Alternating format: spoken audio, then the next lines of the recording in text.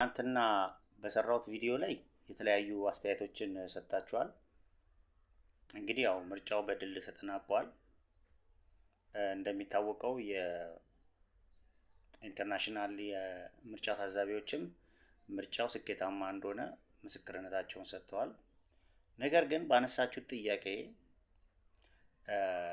በለቀቁት ቪዲዮ ላይ ዶክተር አብይ ብልጽግና አሸንፈው ስልጣኑን ቢይዙ ምን እንዲያደርጉ ነው የምትፈልጉት በሚለው ላይ የተለያየ አስተያየቶችን ሰጥታችኋል። እንግዲህ በዋነኛነት ከዚህ በኋላ ያለው ነገር ነው ለህዝቡ አሳሳቢ የሚሆነው።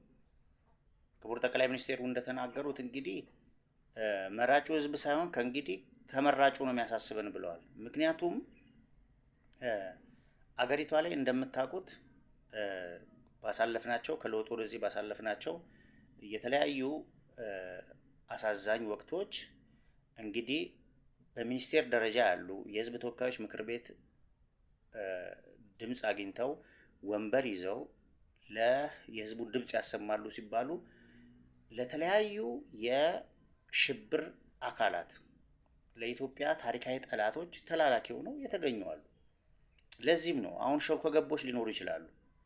እርግጥ እሳቸው የገቡትን ቃል እንደ ግለሰብም እንደ ፓርቲም እየፈጸሙ ቢሆንም አሁንም ሁላችንም ልንረዳ የሚያስፈልገው ነገር አብሯቸው ያሉ ሰዎች ሚና ከፍተኛ ነው።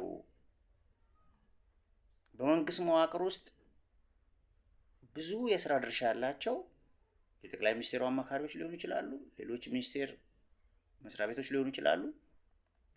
በሀገሪቷ ለውጥ ላይ ከፍተኛ የራሳቸው አስተዋጽኦ ያደርጋሉ።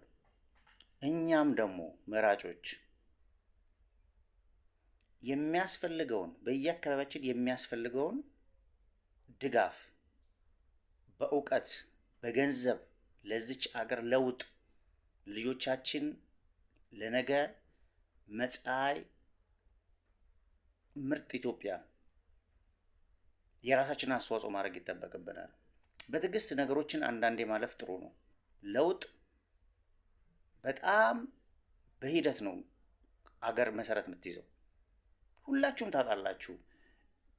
ከለውጡ ማግስት ለመስራት የታሰቡ ብዙ ነገሮችን እንቅፋት ሆነው ኢትዮጵያ ወደ አሰበችበት የብልጽግና ጎዳና እንዳትሄድ የሚያደርጉ ማነቆዎች በገዛ ልጆቿ ነው እየተፈጠሩ ያሉት።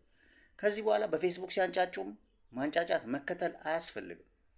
እውነተኛ ነገር ልማት ላይ ስብከት የሚሰራ ልማት ላይ ህዝቡን የሚቀሰቅስ የሚያነቃቃ